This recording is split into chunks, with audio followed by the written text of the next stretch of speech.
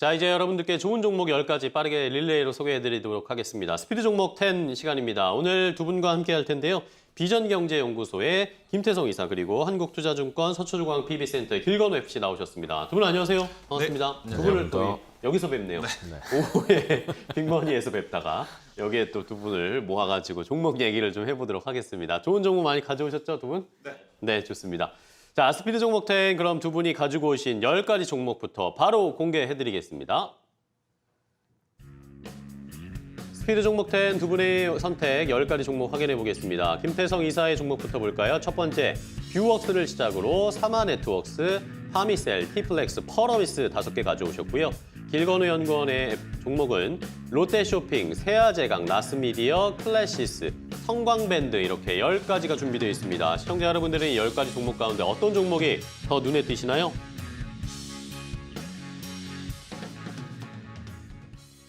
자, 두 분의 전문가, 종목에 진심인 두 분이 종목 하나씩 소개를 해드릴 겁니다.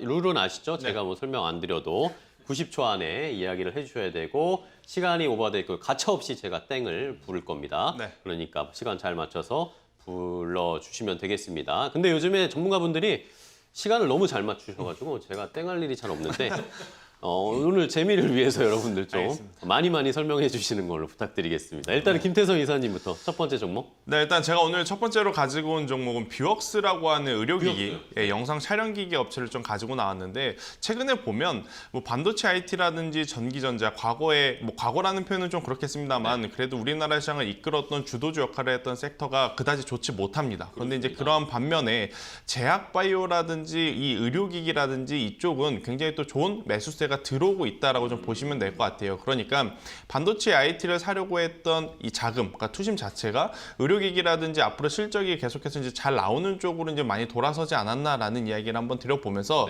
특히나 이제 뷰웍스 같은 경우에는 국내 시장에서만 매출을 올리고 있는 기업이 아닙니다. 그러니까 최근에 유럽 시장에서 이 덴탈 의료기기를 계약을 좀 체결을 했어요. 그러니까 국내에서 팔 때보다 당연히 더 좋은 실적이 앞으로 나올 가능성이 굉장히 높다라는 것을 좀 말씀드리도록 하겠고 단순히 의료용 카메라뿐만이 아니고 지금 산업용 쪽에서도 비파괴 검사 쪽에 이제 굉장히 또 기술력을 나타내고 있는 기업이기 때문에 저는 뷰웍스 같은 경우에는 뭐 현재 위치, 현재 가격, 현재 수급을 놓고 본다면 충분히 신고가를 한번 기록해 줄 수 있지 않을까라는 생각이 들어요. 그러니까 이제 우리나라 시장에서 지금 가장 필요한 것은 뭐냐면 실적에 대한 부분에 불확실성을 해소해주는 부분이거든요. 근데 앞서 말씀드린 대로 해외 매출이 계속 잡히고 있기 때문에 저는 실적에 대한 불확실성들이 지금 많이 해소가 된 상황, 또 이제 의료기기 같은 경우에는 한번 팔리게 되면 AS가 꾸준히 들어가야 됩니다. 그럼 AS가 꾸준히 들어가게 되면 지속적으로 이제 매출이 쌓이기 때문에 저는 실적을 기대하면서 이 뷰웍스 관심 있게 보자라는 의견 드리도록 하겠습니다. 네. 딱 맞춰주셔야 돼요. 땡을 외치려고 하니까 딱 시간을 맞춰서 말씀을 해주셨습니다. 뷰웍스를 첫 번째 종목으로 설명을 해주셨습니다. 요즘 제약바이오나 관련된 이런 섹터가 좀 움직이고 있으니까 잘 보자라는 의견이셨고 길건우 FC는 어떤 종목입니까? 첫 번째. 저는 이제 유통에서 롯데쇼핑. 롯데쇼핑. 네, 리오프닝해서 실적, 맞습니다. 뭐 실적도 괜찮았고 최근 들어서 뭐 리오프닝해서 그래도 실적이 안전하게 가는 거는 제가 볼 때는 유통이 가장 큰 수혜를 보지 않았나라고 싶고요. 2분기 매출이랑 영업이익도 괜찮았어요. 매출이 한 4조 조금 안 되게 나왔고 영업이익이 740억 정도 나왔는데 작년 대비하면 800% 정도 올라갔거든요. 그러니까 좀 많이 회복을 했다라고 보시면 되는데 리오프닝 효과로 사실은 백화점이랑 대형마트 실적이 가장 빠르게 회복했다라고 보시면 될 것 같고 실질적으로는 이제 수치상으로 본다라고 하면 3년 만에 흑자 전환한 거예요. 네, 그다음에 순이익 기준으로 하면 2분기 연속 흑자인데 이게 이번에 끝날 거냐, 하반기까지 이어질 거냐가 더 중요하긴 한데 우선은 백화점이랑 가장 크게 실적이 개선된 거는 영화 사업 부분. 네, 롯데 컬처윅스가 조금 실적이 많이 개선이 됐는데 백화점은 사실은 다 잘 팔려요. 뭐 해외 패션, 남성, 여성, 스포츠, 아동 뭐 골고루 뭐 15% 정도 성장을 했고요. 영화 쪽은 탑건이 최근에 흥행을 좀 크게 했거든요. 그다음에 영화관 내 취식이 늘어나면서 사실 저도 밀린 영화를 최근에 거의 한 일주일에 한 번 정도는 보는 것 같아요. 그러니까 신작들이 계속 나오기 때문에 이게 깜짝 실적이라기보다는 하반기 때까지도 이게 꾸준히 이어질 수 있을 것으로 생각되고 있고요. 그러다 보니까 올해 매출이나 영업이익도 꾸준하게 늘어날 것으로 전망을 하는데 영업이익 쪽에서 본다라고 하면은 한 한 4,700억 정도 예상하는데 작년 대비하면 한 120% 정도. 네. 그다음에 하반기 때는 뭐 구조조정 효과까지도 생각한다라고 하면 더 좋아질 것 같습니다. 땡 여기까지 듣겠습니다. 시간 딱 끝내신 거죠 지금?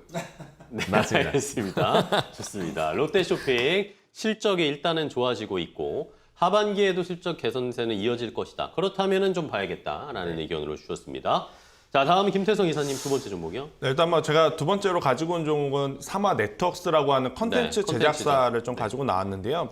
최근의 흐름이 죄송합니다. 최근의 흐름이 굉장히 좋습니다. 일단 뭐 흐름이 좋다라는 것은 단지 우리나라 시장뿐만이 아니고 글로벌 시장 기준으로 봤을 때도 이 OTT 플랫폼 업체들, 특히 이 OTT 플랫폼에 컨텐츠를 납품하는 기업들에게는 지금 굉장히 좋은 사업 환경이 조성이 되고 있어요. 그러니까 어제 미국 시장에서도 이제 특징 중에 하나가 넷플릭스의 이용자 수는 감소를 했습니다. 네. 하지만 월트 디즈니 쪽에 이 OTT 이용자 수는 증가를 했어요. 그러니까 보실 분들은 OTT 플랫폼은 교체하지만 계속 본다라는 것이 지금 확인이 되었거든요. 그러면 OTT 플랫폼 입장에서는 다양한 컨텐츠들을 만들어서 구독자 수라든지 회원들을 잡기 위한 노력을 할 거예요. 그렇기 때문에 컨텐츠를 만드는 기업들은 충분히 지금보다 더 좋은 외형 성장을 할 수 있는 그러한 발판이 마련이 되지 않았나라는 이야기를 한번 드려보도록 하겠고요.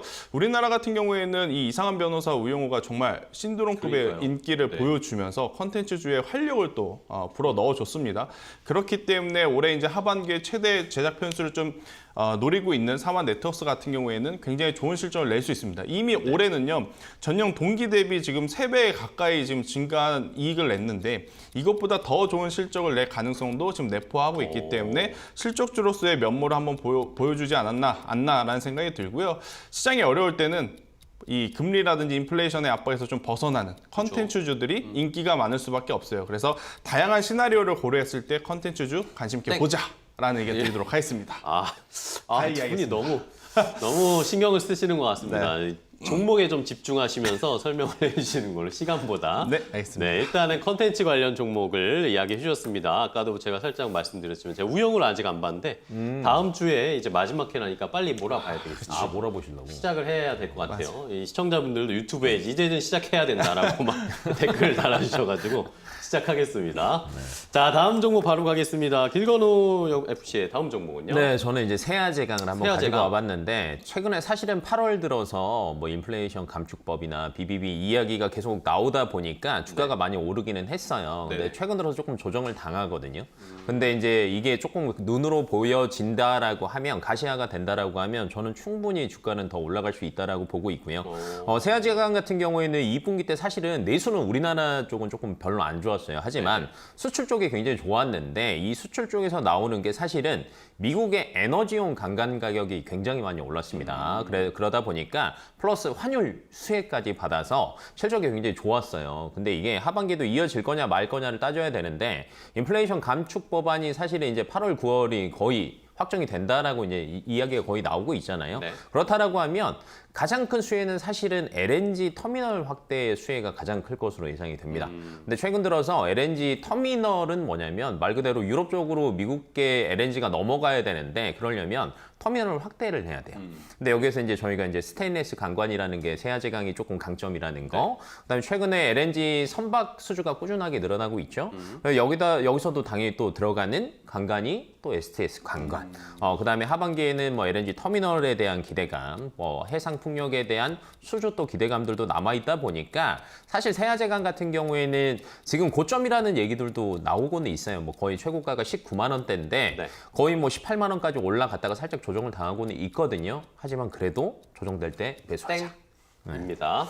좋습니다. 어쨌든 조정될 때 매수를 하자라고 의견을 주셨습니다. 너무 경박했나요? 네. 자, 다음 종목 바로 가겠습니다. 이선님. 네, 일단 제가 세 번째로 가지고 온 종목은 파미셀인데요. 파미셀. 네, 파미셀 같은 경우에는 이 백신에 가장 많이 들어가는 원료인 이 뉴클레오시드의 원료를 공급하는 기업이다라고 좀 아시면 좀 이해하기가 쉬울 것 같아요. 이 뉴클레오시드가 어떤 이제 원료냐면 여러분들 아마 진단 키트 아마 사보셨을 거예요. 그러니까 진단 키트를 사면 이제 이렇게 면봉 같은 게 하나 있고 그거를 또 그 시약에 묻히는 게 있잖아요. 그 시약에 뉴클레오시드가 이제 많이 들어간다라고 보시면 될 것 같거든요.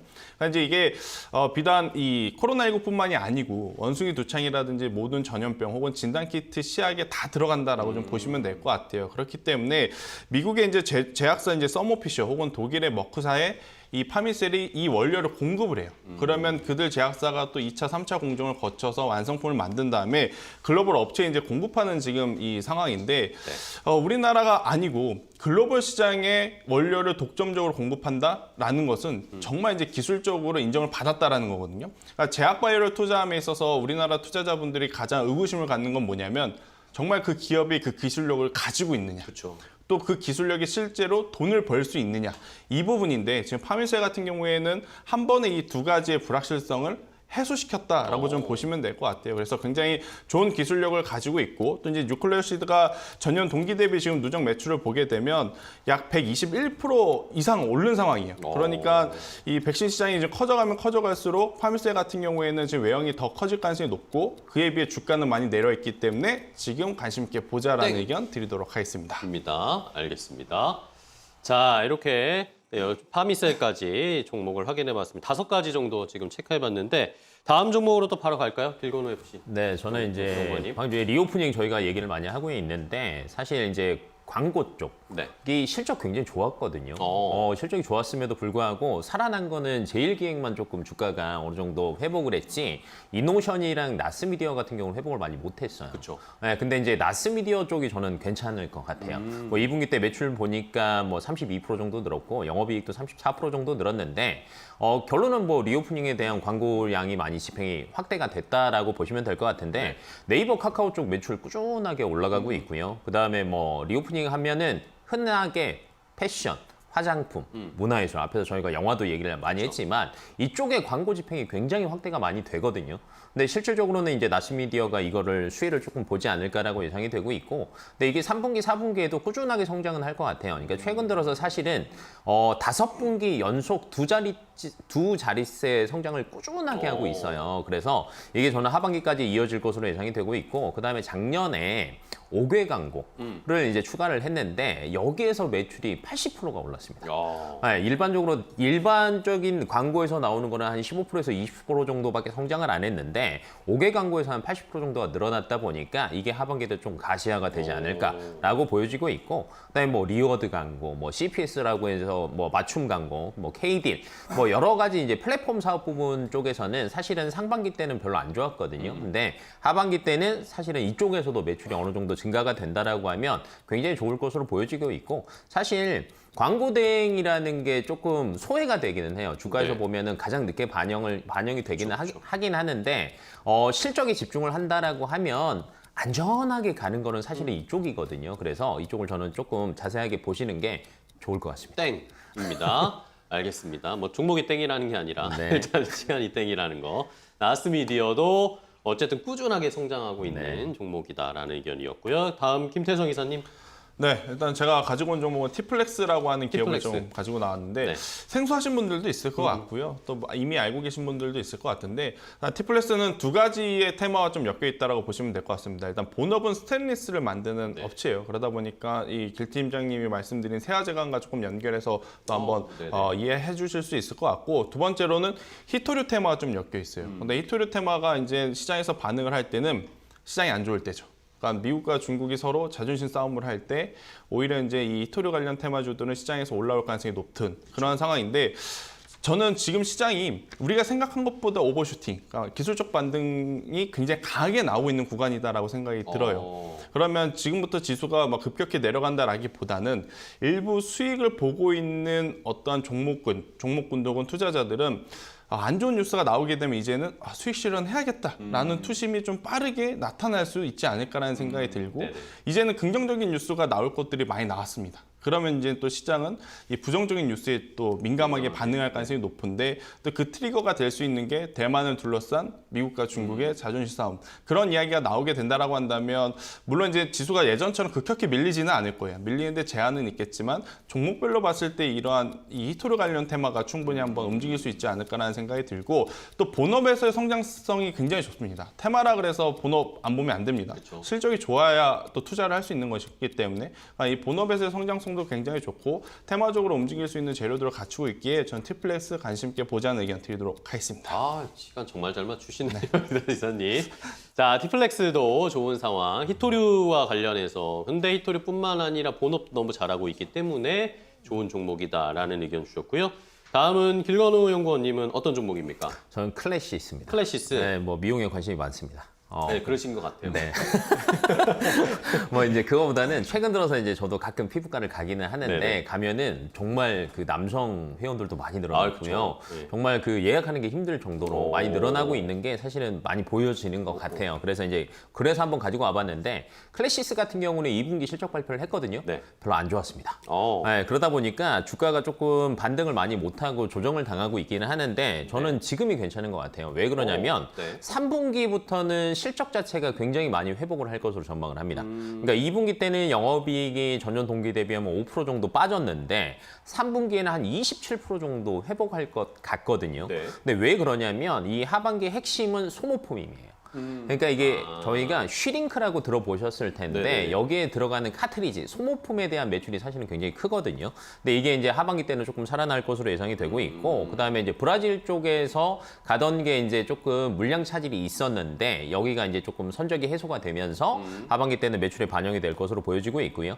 그다음에 이제 쉬링크는 다 아시는데 쉬링크 업그레이드 버전이 나왔습니다. 쉬링크 유니버스. 더 좋대요. 네, 뭐 엄청 팔렸더라고요. 상반기에만 뭐 1,000만 대 이상 팔렸다라고 하는 만큼. 근데 이게 많이 팔린 것도 중요하지만 팔리고 난 그 다음에 소모품이 따라가거든요. 그렇겠죠. 그래서 이게 하반기 때 이제 어느 정도 될 것으로 보여지고 있고 이번 달 초에 식약처에서 이제 추가적으로 볼륨어라고 또 허가를 받았어요. 네. 요거에 대한 기대감도 있습니다. 땡입니다. 좋습니다. 아, 역시 피부에 진심이신 길건우 연구원님이 진심을 다해서 클래시스를 설명해 주셨습니다. 그래서 피부가 좋으시군요. 알겠습니다. 마지막 종목, 이 김태성 이사님의 마지막 종목은 펄어비스인데 네. 펄어비스는 이제 유튜브에서 시청자분들이 이 펄어비스 실적이 안 좋았는데 고르신 이유가 궁금해요라는 질문도 왔습니다. 일단 실적이 안 좋다라는 부분이 많이 선반영이 되어 있어요. 그러니까 가격적으로 눌리지 않고 상승을 하던 와중에 그러니까 부진한 실적을 발표하면서 주가의 조정이 깊었다면 당연히 피해야 되겠죠. 그런데 이제 이 실적에 대한 부진을 조금 미리 저는 이 주가에 많이 반영을 시켰기 때문에 충분히 지금부터는 관심 있게 봐도 낮은 가격에 살 수 있는 기회를 우리가 이제 가져가게 되는 것이 아닌가라는 이야기를 한번 드려보도록 하겠고요. 그러니까 단순히 기대감만 있으면 안 됩니다. 그렇죠. 그러니까 게임주들의 가장 큰 아킬레스건이 뭐냐면 지난 3분기, 4분기 NFT라든지 뭐 가상화폐라든지 메타버스라든지 눈에 보이지 않는 어떤 무형의 기술이 마치 지금 당장 또 실현할 수 있는 것처럼 이야기를 하면서 기대감을 줬었다가 그것을 시행하지 못하니까 주가가 많이 밀렸었거든요. 근데 이제 펄어비스 같은 경우에는 아시다시피 검은 사막이라고 하는 대표작이 있고 이제 또 검은 사막이 계속해서 업데이트가 되면서 이 매니아층들이 형성이 되고 있고 또 이제 신작에 대한 기대감이 당연히 있는 상황입니다. 네. 이번에 이제 주가의 조정 두 가지의 이유가 있었죠. 실적이 부진한 것도 있었고 또 이제 이 신작 출시일이 조금은 연기가 됐다라는 이야기가 좀 있어서 밀렸는데 저는 그래도 검은 사막에 이어서 붉은 사막이 나오게 된다라고 한다면 지금보다 당연히 주가는 환호를 좀 받지 않을까라는 생각이 들고 있고요. 또 이제 도깨비라고 하는 신작 제가 이제 그래픽 영상을 좀 봤는데 굉장히 좋더라고요. 그러니까 이제 제가 어렸을 때 했던 게임하고는 정말 차이가 많이 나는 것 같아요. 그래서 그렇죠. 그것을 좀 기대를 해보면 저는 충분히 실적 빠르게 회복할 수 있지 않나. 그래서 낮은 가격에 한번 관심 있게 볼 수 있는 지금의 타이밍이다. 이렇게 말씀드리도록 하겠습니다. 알겠습니다. 좋습니다. 도깨비가 굉장히 좋았다. 그래픽이 좋았다라는 체험의 바탕을 둔 이야기를 해주셨습니다. 좋습니다. 펄어비스 시청자분들이 좀 궁금해하셨는데 좀 궁금증이 해소가 되셨길 바랍니다. 자, 마지막으로 10번째 종목입니다. 길건우 연구원님. 네, 저는 성광밴드. 성광밴드로. 네, 저희가 LNG 터미널 수혜 기대감들을 얘기를 했는데 사실은 이게 파이프잖아요. 그쵸. 근데 이 파이프를 연결하는 이음새도 필요하거든요. 근데 이 이음새는 이제 피팅이라고 얘기를 하는데 사실은 이제 글로벌 피팅 업체가 잘 나가는 업체가 그렇게 많지가 않습니다. 네, 글로벌로 따지면 총 4개 업체가 이제 조금 많이 수주를 받고 있다라고 생각하시면 되는데 그중에 2개 업체가 우리나라 업체예요. 성광밴드랑 태강이라는 업체인데 그쵸. 사실 이게 진입 장벽이 굉장히 높아요. 왜냐하면 초기 들어가는 금액들이 굉장히 많다 보니까 거의 이쪽으로 수요가 몰린다라고 생각을 하시면 될 것 같고요. 최근에 뭐 이 피팅이라는 이음새라는 게 LNG 터미널 쪽뿐만이 아니라 플랜트, 최근에 이제 유가가 하반기 때는 그래도 다시 $100 선까지는 안정적으로 갈 거다라는 얘기가 나오거든요. 그러다 보니까 오일머니를 가지고 또 최근에 플랜트 수주에 대한 기대감들도 분명히 남아 있어요. 플랜트 수주가 되면 여기 이음새가 또 들어가니까 여기. 그다음에 조선에 들어가는 이음새, 발전에 들어가는 거. 그러니까 모든 관들을 이어주는 데는 이 피팅이 다 들어간다라고 보시면 될 것 같고요. 그다음에 조선업체 물량에 대한 비중도 굉장히 높습니다. 뭐 성광밴드가 한 66% 정도 MS를 차지하고요. 태강이 34% 정도 차지하거든요. 그러다 보니까 2분기에만 신규 수주가 800억 정도를 했어요. 8년 만에 분기 최대 수주를 했는데 하반기에도 어느 정도 이어질 것으로 예상이 되고 있고 그다음에 최근 들어서 중동 카타르 쪽에서 LNG 프로젝트에 대한 기대감, 그다음에 LNG 미국 향 플랜트에 대한 기대감, LNG 선에 대한 수주의 기대감들이 있다 보니까 외국인들이 최근에 8월 달에 9 거래일 중에서 땡입니다. 8거래일 순매수했습니다. 알겠습니다. 좋습니다. 어쨌든 외국인이 산다는 거죠? 네. 알겠습니다. 성광밴드까지 함께 10가지 종목을 확인을 해봤습니다. 자, 그럼 이제 마지막에 뭐 약간 아쉽지만 어쨌든 두 분이 이제 주신 10가지 종목 중에 마지막으로 이제 두 분이 탑픽 종목을 골라 주셔야 되겠죠? 네. 일단은 이사님이. 저는 사마 네트워크스 현재 위치 예. 굉장히 콘텐츠. 매력적이다. 그러니까 오늘 좀 쉬어가고 있기 때문에 오히려 매수하기에 저는 부담이 없을 것이다라고 네. 생각이 들고 있고요. 손절은 짧게, 목표가는 길게. 그러니까 손절은 3,500원을 드리지만 저는 이 목표 목표가는? 주가는 5,500원까지 한번 좀 강하게 드라이버가 걸리는 것을 기대해 보자. 컨텐츠의 전성 시대인 만큼 일단 오르지 않는 종목에 관심을 갖자라는 의견 드리도록 하겠습니다. 알겠습니다. 사마 네트워크스 길게 좀 보자. 콘텐츠주 하반기에 계속 좋을 거다라는 의견이셨고요. 빌건우 연구원님은. 저는 클래시스. 클래시스 역시. 가격이 너무 매력적이에요. 피부의 진심이신. 네. 피부의 진심이. 네.